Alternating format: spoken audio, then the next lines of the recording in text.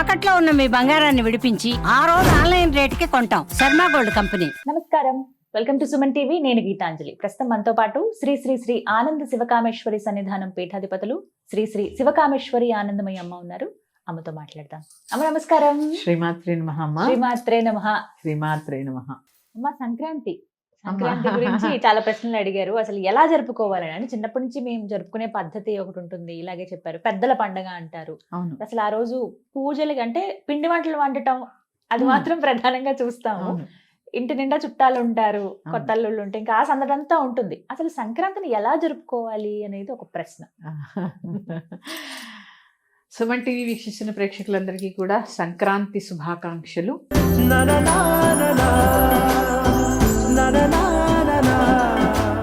సంక్రాంతి ఆ పేరులోనే చూడండి, కొత్త కాంతి. సూర్యుడు భూమికి దగ్గరగా వచ్చేటటువంటి మాసం ఇది. మాసాలు మొదలవుతాయి ఇక్కడి నుంచి. మాఘమాసం వేడి తీవ్రత పెరుగుతుంది, ఎండ చుర్రుమంటుంది. ఎలా ఉంటుందంటే ఏమో పొద్దునంతా చలి ఉంటుంది, పొద్దెక్కే కొద్ది ఎండ చుర్రుమంటుంది. అంటే కొంచెము మొన్న అప్పటి వరకు కూడా సాయంత్రం తొందరగా చీకటి అయిపోతుంది, ఇక్కడి నుంచి కొద్దిగా పొద్దు నిలుస్తూ ఉంటుంది. ఇక సూర్యుడు మకర రాశిలోకి ప్రవేశించేటటువంటి కాలాన్ని మకర సంక్రాంతి అని పిలుస్తూ ఉంటారు. ఈ మకర సంక్రాంతి చాలా ప్రత్యేకత సంతరించుకుంటూ ఉన్నది. ముఖ్యంగా చెప్పేటటువంటిది నదీ స్నానం. సంక్రమణ సమయంలో కొన్ని సంక్రమణాలు ఉన్నాయమ్మా. కర్కాటక సంక్రమణం అని, ఇట్లా మకర సంక్రమణం అని, ఇట్లాంటి కాలాలలో నదీ స్నానాలు, జీవనదిలో స్నానం చేస్తే చాలా పుణ్యం. చాలా పుణ్యం. నదీ స్నానం చాలా ప్రత్యేకత సంతరించుకుని ఉంటుంది ఈ సంక్రమణ సమయంలో. ఇక్కడి నుంచి అన్ని స్నానాలే. ఈ సంక్రమణం అయిపోయిన తర్వాత మళ్ళీ మాఘమాసం వస్తుంది కదా, ఈ స్నానం చాలా ప్రత్యేకతని సంతరించుకుని ఉంటుంది. అలాగే ఎవరైతే వాళ్ళ పెద్దలు చనిపోయిన తిథి తెలియదు మాకు అని చెప్పి మహాలయ పక్షాల్లో కొంత పరిహారం చేస్తూ ఉంటారు, పితృదోష నివారణార్థం. ఆ పితృదోష నివారణార్థం మహాలయ పక్షాల్లో కుదరని వాళ్ళు ఈ సంక్రమణం రోజున కూడా శ్రాద్ధ కర్మ చేసుకోవచ్చు. ఓహో, అప్పుడు ఎవరైతే చేయలేదు ఇప్పుడు చేయొచ్చు. పెద్దలకి బియ్యం ఇస్తూ ఉంటారు, పెద్దల్ని తలుచుకుని. ఇక్కడ ముఖ్యంగా గుర్తు పెట్టుకోవలసినవి 3. అంటే కర్మ చేయండి అంటే ఆ కార్యం చేయమని కాదు. పితృతర్పణ వదలడం ఒకటి, దానం. నేను చెప్పాను మీకు భోగి రోజు ఈ యొక్క రైతులు ధాన్యాన్ని దానం ఇచ్చేస్తూ ఉంటారు. ఎందుకంటే అంత నిండుగా రాసి ధాన్యాన్ని వాళ్ళకి ఎంత కావాలో ఉంచుకొని, పూర్వం కొలిచి సంక్రాంతి నాడు మాకు పంట వస్తే మీకు కుంచాలు తవ్వలు మీకు తెలుసో లేదు, వాటితో కొలిచి పోసేవారు. ఈ రేగి పళ్ళని కూడా, భోగి పళ్ళకు పోసే రేగి పళ్ళని కూడా ఈ యొక్క తవ్వలతోటి, ఇనప తవ్వలు ఉండేవి, పావు మాకు సోల తవ్వ కుంచుడు ఇట్లా ఆ తవ్వతోటి కొలిచి తీసుకునేవారు. కొలిచి ఆ కొనేటప్పుడు కొలిచి తీసుకునేవారు అనమాట. వాటితోటి కొలిచి ధాన్యాన్ని దానం చేసేవారు. ప్రత్యేకంగా ఈ రోజు దానం చేయడం చాలా మంచి ఫలితాన్ని, మంచి ఐశ్వర్యాన్ని ప్రసాదిస్తుందమ్మా. ఐశ్వర్యాన్ని ప్రసాదిస్తుంది. ఈ యొక్క తర్పణము, దానము చాలా ప్రత్యేకత. నదీ స్నానము ఈ సంక్రమణ రోజు చాలా ప్రత్యేకత. పెద్దలకి బియ్యం ఇచ్చుకోవడం ఇవంతా మనం చేసుకునేటటువంటి విధి విధానాలు. ఇక సంక్రాంతి అంటేనే సరదా పండగ కదా. కొత్త అల్లుళ్ళు వస్తూ ఉంటారు, వాళ్ళకి కొత్త బట్టలు, ఇల్లంతా కొత్త బట్టలు కట్టుకుంటూ ఉంటారు. అల్లుళ్ళతో, కోడళ్లతో, మనవలతో చక్కగా ఎంత ఇల్లంతా చాలా ఆహ్లాదంగా వాతావరణం కదా. ఇక్కడ చెప్పాను కదా, దక్షిణాయనంలో వచ్చే పండగలకేమో మనం ఉపాసనా విధిలో ఉంటాం. ఇక్కడ చక్కగా సంక్రమణం రోజుని చక్కగా స్నానం చేయడము, ఆ పెద్దలకు తర్పణం వదులుకోవడము, ఏదైనా దానం ఇవ్వాలనుకుంటే ఇవ్వడము, కుటుంబం అంతా కూర్చోవడం, కబుర్లు చెప్పడం, మా చెప్పుకోవడము, చక్కగా ఏదో చింతగింజలు ఆట ఆడడం, గవ్వలాడడం, ఇవన్నీ ఉండేవి చిన్నప్పుడు. ఇప్పటికి కూడా మా ఊరు వెళ్తే ఆడుతూ ఉంటాం, ఆడుతూ ఉంటాం. ఆ పిల్లలంతా కూర్చోవడము, చక్కగా ఏదో ఒకటి ఆ కుటుంబం అంతా కలిసి ఒక ఆహ్లాదకరమైనటువంటి వాతావరణంలో ఉంటుంది సంక్రాంతి పండగ. అందుకే దీన్ని పెద్ద పండగ అంటారు, పెద్ద పండగ అంటూ ఉంటారు. మొత్తం అన్ని పండగల్లోకి సంక్రాంతి పెద్ద పండగ. ప్రత్యేకంగా చూడండి అరిసెలు చేస్తూ ఉంటారు సంక్రాంతికి. అవును. దాంట్లో కూడా నువ్వులు వేస్తారు. నువ్వులు అసలు. ఈ 3 రోజులు చూడండి, భోగి రోజేమో నువ్వు పిండితో స్నానం చేస్తారు. ఈ సంక్రాంతికి చేసిన అరిసెల్లో ఏమో నువ్వులు ఉంటాయి. నువ్వులు వేస్తారు. నువ్వులు ఉండలు కూడా చేసి చక్కగా బొట్టు పెట్టి ముత్తైదువులకి ఇస్తూ ఉంటారు. నువ్వులు ఉండలు మామూలుగా నువ్వులు పుచ్చుకోకూడదు, అవును అంటారు. కానీ స్వీట్ లాగా చేసిస్తే పుచ్చుకోవచ్చు. పుచ్చుకోవచ్చు, అట్లా ఇస్తూ ఉంటారు.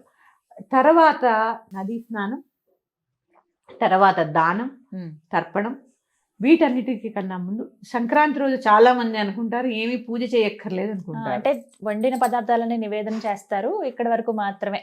అంటే ఇంట్లో ఎలా అయితే ప్రతినిత్యం పూజ చేసుకుంటారో అలా మాత్రమే చేస్తారమ్మా. ఈ రోజు చేసేటటువంటి రుద్రాభిషేకం అంటే శివాభిషేకము చక్కటి ఐశ్వర్యాన్ని ప్రసాదిస్తూ ఉంటుంది. మకర సంక్రమణం రోజు ఎవరైతే ఆవు నేతితో శివుడికి అభిషేకం చేస్తారో చక్కటి ఐశ్వర్యాన్ని ప్రసాదిస్తాడు శివుడు. ఐశ్వర్యప్రదాతమ్మ శివుడు.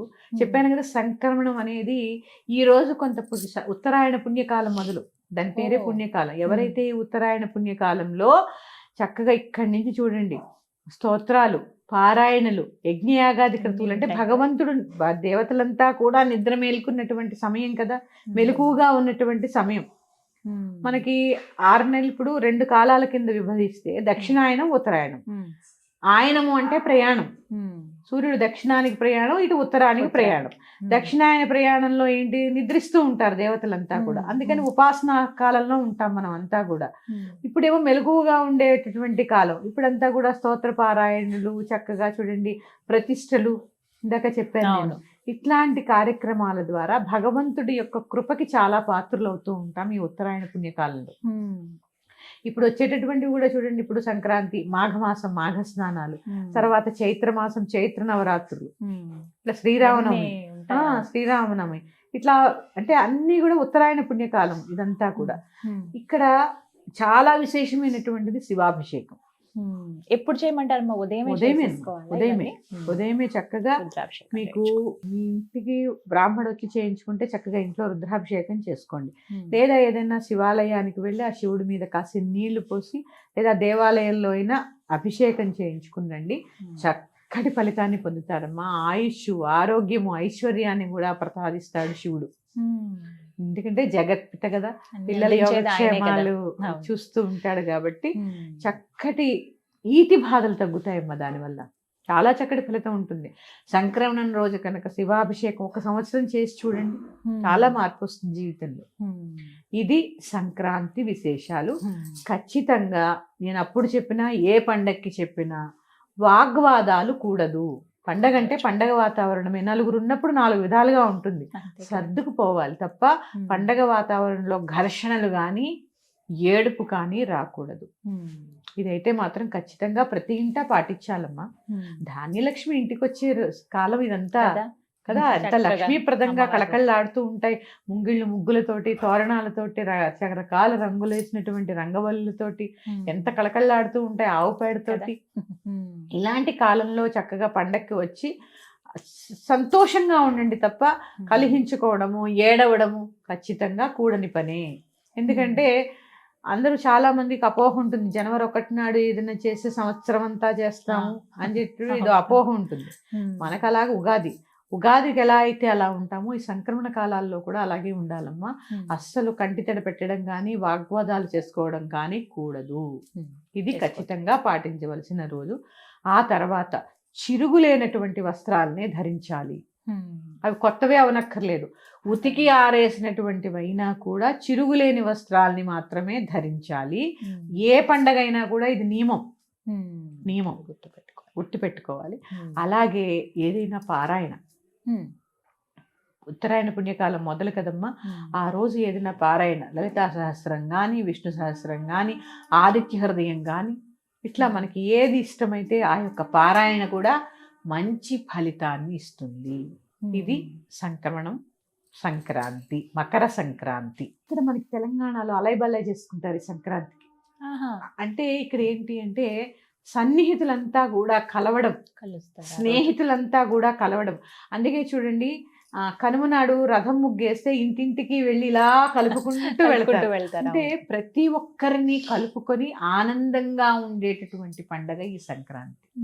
అందుకని ఆనందంగా ఉండండి, అనవసరమైన గొడవలకి వెళ్ళండి, సంతోషంగా ఉత్సాహంగా ఈ పండగని జరుపుకోండి.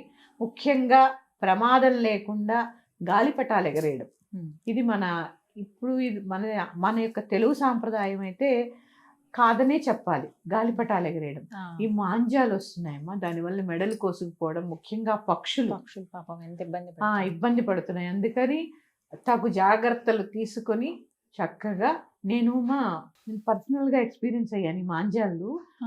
మేము మా వారు, మా అక్క బావగారు బెంగళూరు నుంచి వచ్చారు. మా బావగారు వెళ్ళిపోతున్నారు ఆ రోజు.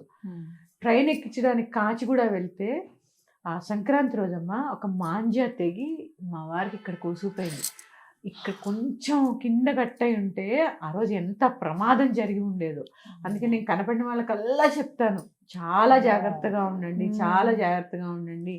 పిల్లలు ఉన్నారు చూసుకోండి, పక్షులు ఉన్నాయి చూసుకోండి. అందుకని చాలా జాగ్రత్తగా ఈ గాలిపటాలు ఎగరేయడం, పైగా మేళ్ళు ఎక్కుతూ ఉంటారు, పరిగెట్టేస్తూ ఉంటారు, పిల్లలు చేతికిస్తూ ఉంటారు, వాళ్ళ చేతులు కోసుకుపోతూ ఉంటాయి. దగ్గరుండి సరదాగా, ఎందుకంటే పండగంటేనే సరదా, జాగ్రత్తగా మీ యొక్క పర్యవేక్షణలో ఆ యొక్క గాలిపటాలని ఎగరవేయండి. ఇది ఒక సూచనే అనుకోండి. అంతే కదా, జాగ్రత్తగా ఉండాలి. హాని చేయకూడదు కదా. పక్షులమ్మా, అసలు పిచ్చుకలు అయితే ఎన్ని పిచ్చుకలు చచ్చిపోతాయో ఈ గాలిపటాలు ఎగరేయడం. అసలు కనపడవు కదమ్మా, ఇంత ఉంటుంది ఆ పిచ్చుక ప్రాణం అంటారు. ఆ మాంజాలు కూడా కళ్ళకి కనపడవు అసలు. ఇలా అయితే అది ఎక్కడుందో కూడా అర్థం కాదు. అందుకని చాలా జాగ్రత్తగా ఈ గాలిపటాలు కూడా ఎగరేయండి. మరొక్కసారి సుమన్ టీవీ వీక్షిస్తున్న ప్రేక్షకులందరికీ సంక్రాంతి శుభాకాంక్షలు. సంతోషం, మీకు కూడా సంక్రాంతి శుభాకాంక్షలు. సంతోషం తల్లి.